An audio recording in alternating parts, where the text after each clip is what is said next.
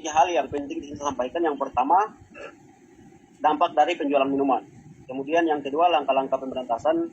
Yang ketiga, mungkin kita akan memberikan sedikit pikiran untuk solusi bagaimana kita mengatasi persoalan peredaran miras dan narkoba di Papua.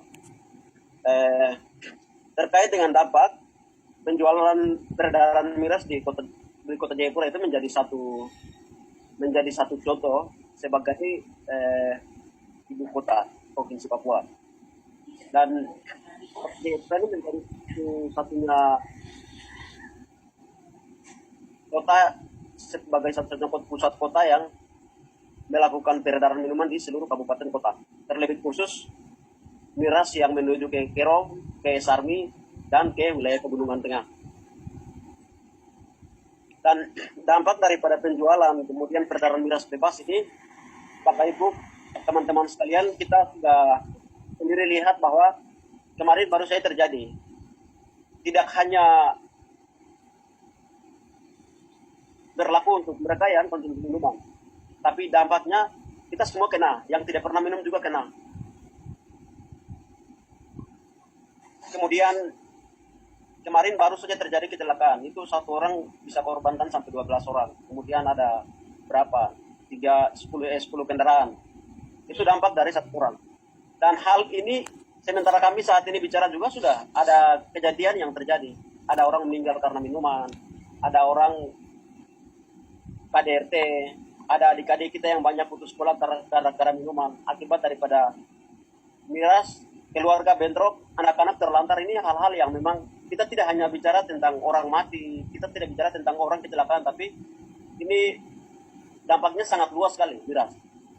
Sehingga harus ada, selain daripada regulasi, kita kalau berharap untuk regulasi ini agak susah, karena seperti yang tadi Dr. Samde jelaskan tentang perda miras tadi, itu memang betul bahwa kami di Provinsi Papua itu punya perda miras nomor 15 tahun 2013, dan perda itu dirubah 2016 kemarin. Kemudian perda perubahan itu juga sampai hari ini tidak jalan.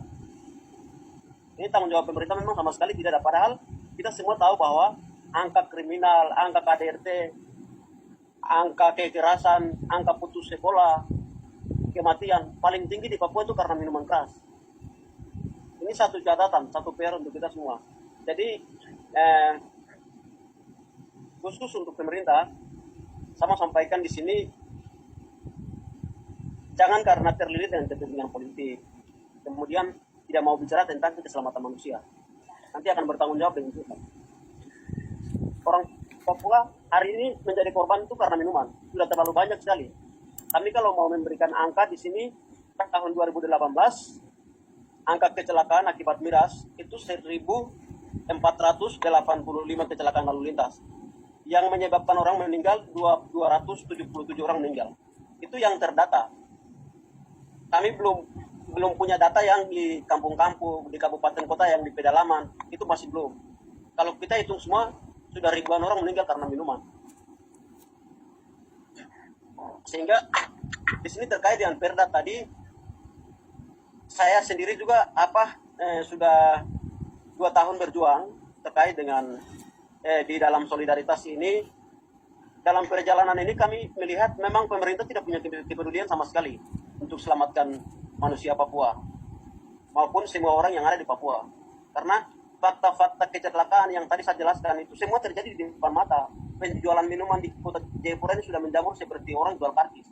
Ada setiap hari kita jalani sudah dari Dok 9 sana sampai dengan Expo, itu pinggir jalan itu semua orang jual minuman. Pemerintah kota lihat, tapi biarkan hal ini. Aparat juga lihat, tapi aparat kasih tinggal barang ini. Sekarang siapa yang mau selamatkan? Siapa yang mau kendalikan situasi ini? Jadi kami sangat prihatin sekali. Kami sangat prihatin sekali. Setiap hari kecelakaan seperti yang tadi baru kemarin terjadi. Kemudian ada kecelakaan waktu lalu di Polimap, salah satu pejabat tabrak polisi meninggal. Itu beberapa fakta-fakta yang memang tidak bisa kita sangka dan tidak bisa kita salahkan siapa-siapa. Yang salah itu pemerintah. Kenapa tidak mengendalikan minuman? Jadi selama minuman ada di Papua, selama diizinkan, selama pemerintah masih izinkan penjualan, peredaran, ini dibiarkan begitu saja, tetap orang akan jadi korban. Kita tiap hari akan lihat orang meninggal karena minuman. Kecelakaan akan ada terus. Kemudian yang berikut, di pinggir pantai, taman-taman kota itu sampah-sampah botol terlalu banyak. Karena apa? Di kota ini izinkan minuman jual sembarang di mana-mana. Jadi teman-teman, Bapak Ibu sekalian, di sini terkait dengan itu, saya ada punya sedikit catatan untuk kita. Mohon maaf kalau saya menyita waktu. Di sini solusi yang saya maksud di sini adalah kita bisa mulai membangun satu kesadaran, mulai dari diri kita pribadi, kemudian keluarga, kemudian gereja, lalu organisasi yang kita himpun semua. Kita mulai bicara tentang revolusi mental. Harus ada satu revolusi mental yang kita bangun. Dari semua orang Papua, kita harus sadar ini sedang kita mati. Kita bertanya, sekarang kita ada di mana? Saya masih hidup atau saya mati? Lihat kiri kanan orang mati sana sini karena miras.